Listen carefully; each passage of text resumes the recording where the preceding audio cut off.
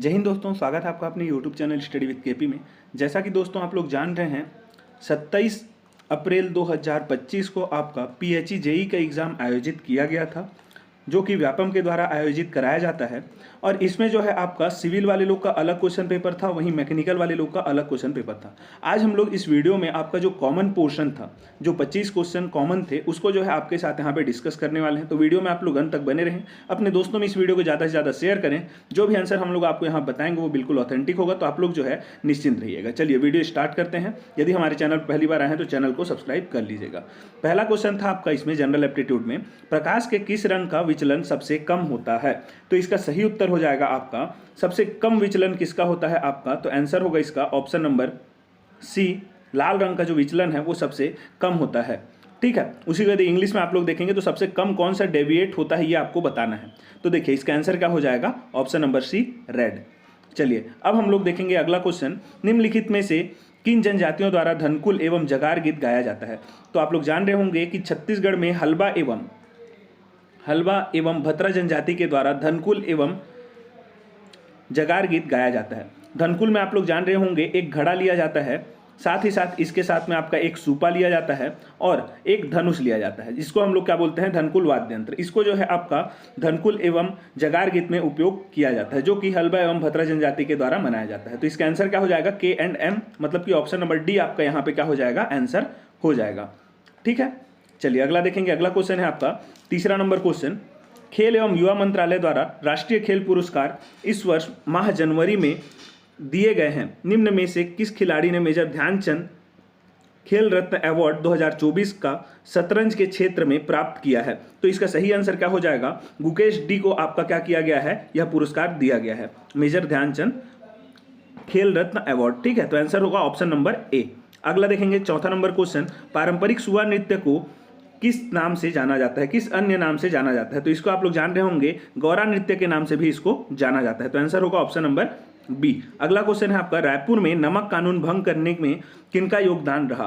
आपका कूट यहाँ पे दिया गया है। तो यहाँ पे आप लोग देख पा रहे हैं जनरली ज्यादा कूट वाला क्वेश्चन है, तो व्यापम का आपका फॉर्मेट चेंज हो गया है, तो आप लोगों को जो है कूट वाला क्वेश्चन अब ज्यादा देखना है। ठीक है, यहाँ पे आप लोग देखेंगे कि आपका जो है नमक कानून कब भंग किया गया था, तो 1931 में जब आपका यहाँ पे सविनय अवज्ञा आंदोलन चलता है 1931 में, तब रायपुर में आपका नमक कानून भंग करने के लिए पंडित रविशंकर शुक्ल और महंत लक्ष्मी नारायण दास के द्वारा यहाँ पे नेतृत्व किया जाता है। तो ऑप्शन के हिसाब से यदि आप लोग देखेंगे तो एल एंड एम इसका आंसर होगा, जो कि है आपका ऑप्शन नंबर सी। तो आंसर सी इसका क्या हो जाएगा, ऑप्शन सी इसका आंसर हो जाएगा। ठीक है, चलिए अगला देखेंगे। अगला क्वेश्चन है छठवां नंबर क्वेश्चन, बच्चों के किसी समूह की औसत लंबाई 4.5 फीट है तथा किसी नदी की औसत लंबाई 4 फीट है, तो सभी बच्चे निरापद रूप से बिना किसी सहायता के नदी पार कर सकते हैं। तो यदि आप लोग इसको सॉल्व करेंगे तो यहाँ पे जो है आप इसको सॉल्व नहीं कर सकते, क्योंकि डाटा यहाँ पे इनसफिशिएंट है। तो इसको हम लोग क्या लिख सकते हैं, we can not say anything. ठीक है, तो इसका आंसर क्या हो जाएगा, ऑप्शन नंबर बी इसका आंसर हो जाएगा। अगला हम लोग देखेंगे सातवां नंबर क्वेश्चन, नीचे दिए गए कथन और कारण के लिए सही विकल्प चुने। तो छत्तीसगढ़ राज्य में जल संसाधन विकास नीति बनाई गई है, ये आपका क्या है, यहाँ पे कथन है। और कारण क्या दिया गया है, कृषि व उद्योग हेतु जल उपलब्ध हो सके। तो कारण इसका क्या है, कृषि एवं उद्योग के लिए जल उपलब्ध कराना इसका कारण है। तो इसका सही आंसर क्या हो जाएगा, सातवां का ऑप्शन नंबर ए। ठीक है, ये जो दोनों हैं ये बिल्कुल सही है और इसका स्पष्टीकरण भी बिल्कुल सही कर रहा है, ये जो आपका कारण दिया है वो। तो आंसर क्या हो जाएगा आपका ऑप्शन नंबर ए इसका सही आंसर हो जाएगा सातवां का। अगला हम लोग देखेंगे इसमें आठवां क्वेश्चन है, एक्स के संभावित मान होंगे अगर, यहाँ पे आप लोग देख पा रहे हैं वैल्यू दिया गया है एक इक्वेशन का 1। अब आप लोग जान रहे होंगे किसी का भी वैल्यू कब 1 आता है, जब उसका पावर में 0 हो जाए। ठीक है, एक कंडीशन ये भी होता है जो कि हमेशा सेटिस्फाई करता है। जैसे 2 की पावर में 0 किया तो भी 1 आएगा, 4 की पावर 0 किया फिर भी 1 आएगा, 100 की भी पावर में 0 करूंगा तो भी क्या आएगा, 1। तो मैं बोल सकता हूं कि इसका पावर यदि मैं यहाँ पे 0 बना दूं तो ये क्या हो जाएगा, 1 आ जाएगा। ठीक है, तो इसको मैं आप 0 से इक्वेट कर देता हूं। तो इसको यदि मैं 0 से इक्वेट करूंगा तो एक इक्वेशन बन जाएगा मेरा, जो कि आपका क्या होगा, x² - 6x + 8 = 0। अब इसको आप लोग सॉल्व करेंगे फैक्टराइजेशन मेथड से, तो x का वैल्यू कितना आएगा, 2 और 4। 2 का वैल्यू भी पुट करेंगे तो 0 आएगा, 4 का वैल्यू भी पुट करेंगे तो 0 आएगा। आप लोग सॉल्व करके देख सकते हैं। लेकिन यहाँ पे आपको एक बार सेटिस्फाई कराना पड़ेगा यहाँ पे, ये नीचे में जो x -2 दिया है यहाँ पे यदि आप लोग 2 पुट करते हैं तो आपका जो है 2 - 2 क्या हो जाएगा 0, और यहाँ पे भी आपका 0 हो रहा है 2 के वैल्यू के लिए, तो 0 की पावर 0 आपका जो है, क्योंकि हम लोग ज्ञात नहीं कर सकते इसलिए यहाँ पे हम लोग 2 नहीं लेंगे, क्या लेंगे ओनली 4। तो पॉसिबल वैल्यू क्या है यहाँ पे, तो 4 इसका आंसर हो जाएगा। ठीक है, चलिए अब हम लोग 9वां नंबर क्वेश्चन देखेंगे। तो 9वां नंबर क्वेश्चन आपका यहाँ पे है, क्या दिया गया है, सबसे अधिक प्रतिक्रियाशील धातु कौन सा है। तो इसका सही उत्तर क्या हो जाएगा आपका, पोटेशियम जो है आपका सबसे प्रतिक्रियाशील धातु हो जाएगा। ठीक है, अब अगला हम लोग देखेंगे यहाँ पे आपका खनिज दिया गया है, अब कहाँ मिलता है उसको बताना है। तो यदि आप लोग इसको मिलान करेंगे तो कोरंडम जो है आपका बीजापुर भोपालपट्टनम में अधिक मिलता है। वहीं लौह अयस्क आप लोग जान ही रहे होंगे आपका रावघाट और आपका कहाँ पे आरी डोंगरी में मिलता है। वहीं आप लोग देखेंगे चूना पत्थर तो नंदिनी खुंदिनी और चिल्हाटी क्षेत्र में मिलेगा, और मैंगनीज का आप लोग देखेंगे तो आपका मुलमुला और सेमरा में। तो ऐसे ही आपको मिलान करना है, ए का 2, डी का 3, बी का 3, सी का 1 और डी का 4।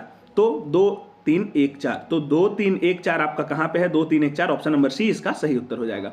चलिए अब हम लोग अगला देखेंगे। अगला क्वेश्चन है आपका यहाँ 11 नंबर क्वेश्चन। यहाँ पे भी आपको कॉलम 1 को कॉलम 2 से मिलान करना है। यहाँ पे आपका कुछ स्थल दिया गया है, उसको आपको जो है कहाँ है उसको आपको बताना है, जगह का नाम। तो बहादुर कलारिन की माची जो आपका है ये कहाँ पे है, तो ये आपका जो है चिर्रारी में आपका है। ठीक है, ये आपका चिरारी में है। और यदि हम लोग देखेंगे तो कंठी देवल मंदिर आपका कहाँ पे है, तो ये आप लोग जान रहे हैं रतनपुर में है। तो यदि आप इन्हीं दोनों को मिला लेते हो तो आपका आंसर आ जाएगा ए का 4 और डी का 2। ए का 4 और डी का 2 आप लोग देख पा रहे हैं किसमें है, ऑप्शन नंबर सी में है, और सॉरी ऑप्शन नंबर ए में है, सी में नहीं, ऑप्शन नंबर ए में है। ऑप्शन नंबर ए में है तो इसका आंसर क्या हो जाएगा, ऑप्शन नंबर ए। बी का 3 हो जाएगा आपका जो मड़ियापाट भग्न मंदिर है, ये कहाँ है, डोंडी लोहार में है। और सी का आपका 1 हो जाएगा, ईंटों का टीला कहाँ है, गढ़धनौरा में है। तो ये आपका सही उत्तर हो जाएगा, option number A. 12 number question देखेंगे। छत्तीसगढ़ में स्थित केंद्र संरक्षित स्मारक के रूप में चिन्हित चैतुरगढ़ लाफा कहाँ स्थित है। तो आप लोग जान रहे हैं चैतुरगढ़ कहाँ है, पाली कोरबा में है। तो आंसर होगा ऑप्शन नंबर ए। अगला देखेंगे 13 नंबर क्वेश्चन है, राज्यवार लोकसभा सीटों की संख्या के हिसाब से कम संख्या से ज्यादा संख्या की ओर बढ़ते क्रम में सही विकल्प को चुने। तो कम कहाँ है सबसे, यदि आप लोग इसमें देखेंगे तो सबसे कम आपका दिल्ली में है, कितना है, तो 7 है, ये आपका सबसे कम हो जाएगा। ठीक है, तो इसको हम लोग सबसे पहले रखेंगे। अब सबसे अधिक कहाँ है, तो उत्तर प्रदेश में आप लोग जान रहे हैं। तो ई सबसे लास्ट में, ए पहले ई लास्ट में, तो ए पहले और ई लास्ट में, ये वाला ऑप्शन दोनों हो सकता है कोई सा भी, ये दोनों तो आपका कट गया। और यदि आप लोग देखेंगे तो हरियाणा में जो है छत्तीसगढ़ से कम है, तो हरियाणा जो है छत्तीसगढ़ से पहले आएगा, तो सी से पहले आएगा, सी जो है बी से पहले आएगा। तो यहाँ पे आप लोग देख रहे हैं ये वाला ऑप्शन सही हो रहा है, तो ऑप्शन नंबर ए इसका क्या हो जाएगा, सही आंसर हो जाएगा 13 का। ठीक है, अब हम लोग 14 नंबर क्वेश्चन देखते हैं। तो यहाँ पे आपका क्या दिया गया है, नीचे दिए गए कथन और कारण को आपको देखना है। क्या दिया गया है, पहला कथन 2011 की जनगणना के अनुसार बीजापुर जिले में जनसंख्या का घनत्व तो सबसे कम है, बिल्कुल सही कथन है ये। ठीक है, यदि कथन देखेंगे तो बिल्कुल सही है, लेकिन यदि आप लोग देखेंगे तो 2011 की जनगणना के अनुसार ही आपको बताना है। ठीक है, तो साक्षरता प्रतिशत अधिक है, ये गलत है, साक्षरता प्रतिशत कम है। तो पहला सही है, ए सही है, आर गलत है। तो A is true but R is false, तो ऑप्शन नंबर सी इसका क्या हो जाएगा, सही आंसर हो जाएगा।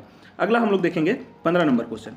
यहाँ क्या दिया गया है, निम्नलिखित में से कौन सी गुफा तीरथगढ़ जलप्रपात के निकट है। तो तीरथगढ़ जलप्रपात के निकट कौन सा है, तो यहाँ पे आप लोग देखेंगे कुटुमसर गुफा जो है सबसे निकट है तीरथगढ़ जलप्रपात, ऑप्शन नंबर सी इसका सही उत्तर हो जाएगा।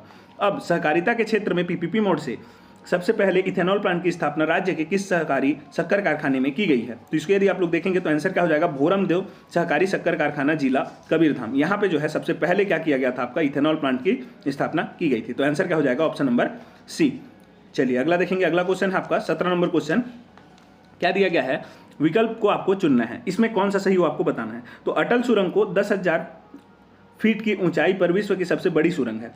तो देखिए ये जो है गलत है, विश्व की सबसे बड़ी सुरंग यह नहीं है। हालांकि ये सही है, 10,000 फीट की ऊंचाई पर स्थित है, लेकिन विश्व की सबसे बड़ी सुरंग नहीं है। तो पहला गलत हो गया। बाकी यहाँ पे जो तीनों हैं ये बिल्कुल सही हैं। ठीक है, अटल रोहतांग टनल के रूप में भी जाना जाता है इसको, और लेह मनाली हाईवे पर क्या है, ये हिमाचल प्रदेश में स्थित है, और पूर्वी पीर पंजाल हिमालय रेंज में ही ये क्या है, बनाई गई है। तो 2 3 4 इसका सही उत्तर होगा। तो कौन से ऑप्शन में है, 2 3 4, तो 2 3 4 आपका जो है यहाँ पे ऑप्शन नंबर बी में दिया गया है। तो आंसर होगा ऑप्शन नंबर बी। ठीक है, चलिए अब हम लोग देखते हैं अगला क्वेश्चन। निम्नलिखित में से कौन वापस बुलाए जाने पर अपने पद पर नहीं रहेगा। तो आप लोग जान रहे हैं हम लोग वापस किसको बुला सकते हैं। तो छत्तीसगढ़ पंचायती राज अधिनियम की धारा 21 क में हम लोग देखे हैं, केवल और केवल हम लोग ग्राम पंचायत में ही जो है वापस बुलाने का हमारे पास यहाँ पे अधिकार होता है। और किसको किसको बुला सकते हैं? पंच और सरपंच को, जिसको हम लोग प्रत्यक्ष तौर पर निर्वाचित करते हैं। तो पंच और सरपंच को जो है हम लोग वापस बुला सकते हैं, जिसको हम लोग रिकॉल के नाम से भी जानते हैं। तो केवल 1 और 2 इसका सही उत्तर होगा, ऑप्शन नंबर बी। चलिए अगला हम लोग देखेंगे। अगला क्वेश्चन है आपका, निम्नलिखित खेलों को उसमें शामिल होने वाले खिलाड़ियों की संख्या के आधार पर कम से बढ़ते हुए सही विकल्प को चुनिए। अब देखिए यहाँ पे जो है आपका थोड़ा सा यहाँ पे आपका व्यापम के ऊपर है कौन सा आंसर लेगा। यदि आप लोग देखेंगे तो चेस में कितने खिलाड़ी होते हैं? 2, और वॉलीबॉल में होते हैं 6, क्रिकेट में होते हैं 11, खो खो में होते हैं आपके कितने? 9, और कबड्डी में होते हैं 7। लेकिन यदि वॉलीबॉल को आप लोग जब खेलते हैं तो वॉलीबॉल कोर्ट में एक साथ जो है दोनों टीम के लोग खेलते हैं। तो इसको यदि आप लोग 12 लेकर के चलेंगे, वैसे ही यदि आप लोग क्रिकेट को भी देखेंगे, क्रिकेट को, तो इसको तो हम लोग नहीं बोल सकते, ठीक है। तो यहाँ पे यदि आप लोग देखेंगे तो इसको 12 लेकर के चलेंगे आप लोग, तो ऑप्शन कौन सा हो जाएगा? ए हो जाएगा आंसर। लेकिन यदि आप लोग इसी हिसाब से चलेंगे 2, 6, 11, 9, 7, तो इसके हिसाब से यदि आप लोग चलेंगे तो आंसर हो जाएगा ऑप्शन नंबर डी, ठीक है। ऑप्शन नंबर डी यदि आप लोग देखेंगे तो सबसे कम कहाँ है? चेस में।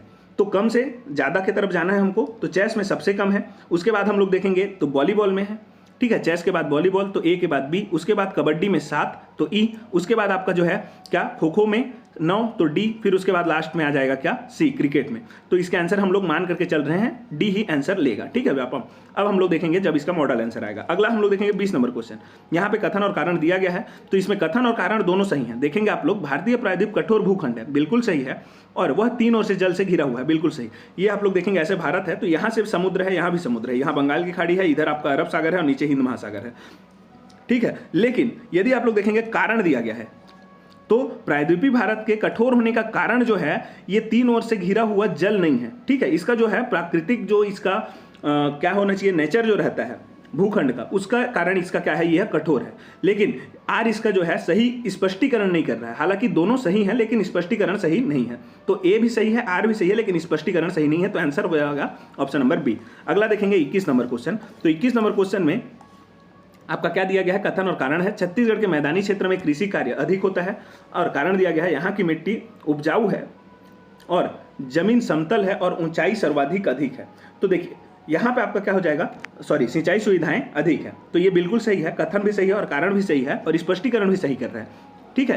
क्योंकि छत्तीसगढ़ मैदानी क्षेत्र है और मैदानी क्षेत्र में जो है कृषि कार्य अधिक होता है। आप लोग देख पा रहे हैं यहाँ पे जो रायपुर, बिलासपुर, जांजगीर चांपा इधर ज़्यादा होता है महासमुंद क्षेत्र में, ठीक है। और यदि हम लोग देखेंगे तो मिट्टी यहाँ पे उपजाऊ भी है क्योंकि कछारी क्षेत्र है, जमीन भी समतल है, यहाँ पे मैदान है, तो और सिंचाई सुविधा भी अधिक है। तो स्पष्टीकरण भी सही है। तो क्या हो जाएगा? ऑप्शन नंबर ए इसका सही उत्तर हो जाएगा। अगला देखेंगे सातवाहनकालीन सिक्के कहाँ से प्राप्त हुए हैं? तो आप लोग जान रहे हैं सातवाहनकालीन सिक्के बालपुर से प्राप्त हुए हैं। किसके? तो अपीलक के सिक्के आपके बालपुर से प्राप्त हुए हैं, ठीक है। चलिए अगला हम लोग देखेंगे। अगला क्वेश्चन है आपका 23 नंबर क्वेश्चन। छत्तीसगढ़ में प्रशासनिक आधार पर वनों के वर्गीकरण के अनुसार, यहाँ पे आप लोग देखेंगे कौन कौन सा सही है। पहला सही है, कुल क्षेत्रफल कितना है? 59,772 वर्ग किलोमीटर स्क्वायर। और यदि हम लोग देखेंगे आरक्षित वन, तो ये भी आप लोगों का 25,782 वर्ग किलोमीटर है। 1 और 2 बस यहाँ पे सही है, बाकी ये दोनों जो है गलत है यहाँ पे, ठीक है। तो आंसर क्या हो जाएगा? 1 और 2, मतलब कि ऑप्शन नंबर ए आपका यहाँ पे सही उत्तर हो जाएगा, ऑप्शन नंबर ए। अगला हम लोग देखेंगे अगला क्वेश्चन, एक जनपद पंचायत के संदर्भ में निम्नलिखित घटनाओं को कालानुक्रमिक क्रम में क्रमबद्ध करें। अब हम लोग देखते हैं यहाँ पे, तो जनपद पंचायत क्षेत्र में सबसे पहले क्या होगा? निर्वाचन होगा। तो निर्वाचन होगा सबसे पहले, तो यहाँ पे आपका कौन सा हो जाएगा? पहला नंबर पे निर्वाचन होगा, तो ए पहले नंबर पे आएगा। दूसरे नंबर पे निर्वाचन होता है, उसके बाद हम लोग क्या करते हैं, जो भी निर्वाचित सदस्य रहते हैं उनका सम्मेलन बुलाते हैं। तो जनपद पंचायत के निर्वाचित सदस्यों का पहला सम्मेलन बुलाते हैं, ठीक है। निर्वाचित सदस्यों का यहाँ पे हम लोग पहला सम्मेलन बुला रहे हैं, ना कि पूरे जनपद पंचायत का पहला सम्मेलन, ठीक है। तो ये जो है पहले आएगा इससे, तो आपका दूसरे नंबर पे ये आ जाएगा। फिर उसके बाद क्या होता है, हम लोग ये जो बुलाते हैं सम्मेलन, इसमें अध्यक्ष और उपाध्यक्ष का निर्वाचन करते हैं। तो तीसरे नंबर पे ई आ जाएगा, पहला, दूसरा, तीसरा हो गया। फिर उसके बाद हम लोग क्या करते हैं, अध्यक्ष और उपाध्यक्ष का जो नाम आता है उसको हम लोग प्रकाशित करते हैं, कौन अध्यक्ष बना, कौन उपाध्यक्ष बना, और जितने भी निर्वाचित सदस्य हैं उन सभी का नाम यहाँ पे हम लोग क्या करते हैं, प्रकाशित। तो चौथे नंबर पे डी आ जाएगा। लास्ट में आपका क्या आ जाएगा, यहाँ पे जनपद पंचायत का पहला सम्मेलन लास्ट में आएगा, तो 5वें नंबर पे ये आ जाएगा। तो देखेंगे आप लोग ACEDB, तो ACEDB आपका देखेंगे ACEDB, मतलब ऑप्शन नंबर सी आपका यहाँ पे सही उत्तर हो जाएगा, ठीक है। चलिए अगला देखेंगे। अगला क्वेश्चन है आपका 25 नंबर क्वेश्चन। यहाँ पे आपको थोड़ा सा सॉल्व करना पड़ेगा। यहाँ पे आप लोग एक क्वेश्चन यहाँ पे देख सकते हैं, 2 खाली स्थान 26, तो यहाँ पे क्या आएगा, तो 14 आप लोग रखते हैं मान के चलिए, तो 2 से 14 का बीच का डिफरेंस कितना आएगा 12, और 14 से लेकर के 26 के बीच का डिफरेंस भी कितना है 12, तो यहाँ पे 14 सेटिस्फाई कर रहा है, तो आपका बी का क्या आ जाएगा 3। तो ये तो हो गया आपका। अब यहीं पे हम लोग इसको देखेंगे तो ये आपका क्या हो रहा है, एक यहाँ पे ये जो है आपका एक अर्थमेटिक प्रोग्रेशन बन रहा है, जिसमें कि पहला टर्म आपका क्या है, इसको हम लोग यदि सॉल्व करें तो पहला टर्म आपका क्या है -3, तो ए का वैल्यू -3 है, डी का वैल्यू यदि आप लोग देखेंगे तो 2.5 है, ठीक है, 2.5 यहाँ पे ऐड कर रहे हैं तो ये वाला टर्म आ रहा है। अब 11th टर्म क्या होगा वो आपको बताना है, तो इसका फॉर्मूला क्या होता है TN, N हम लोग 11 रखेंगे, तो A का वैल्यू कितना है -3, फिर यहाँ पे प्लस क्या होता है A + N - 1D, तो N कितना है 11 -1, ठीक है, तो इसको मैं 10 लिख सकता हूँ, 11 - 1 को, तो इसको मैं 10 लिख लिया। अब D का वैल्यू कितना है 2.5, तो 2.5। अब इसको जब मैं सॉल्व करूंगा तो यहाँ पे आगे में क्या है आपका -3 है, फिर प्लस में कितना आ जाएगा 25 आ जाएगा, 10 × 2.5 कितना 25, 25 में से 3 गया तो कितना 22, तो यदि आप लोग देखेंगे तो D का क्या आ जाएगा 2, तो D का 2, B का 3, ऐसे ही आप लोग देखेंगे D का 2 यहाँ पे है और B का 3, तो B का 3 यहाँ पे, तो ये आपका आंसर हो जाएगा ऑप्शन नंबर डी। तो ऑप्शन नंबर डी इसका बिल्कुल सही उत्तर हो जाएगा। तो ये थे हमारे 25 कॉमन क्वेश्चन। आशा करता हूँ आपको सबको समझ में आ गया होगा, और यदि वीडियो अच्छा लगा हो तो लाइक करें, हमारे चैनल को सब्सक्राइब करें। धन्यवाद।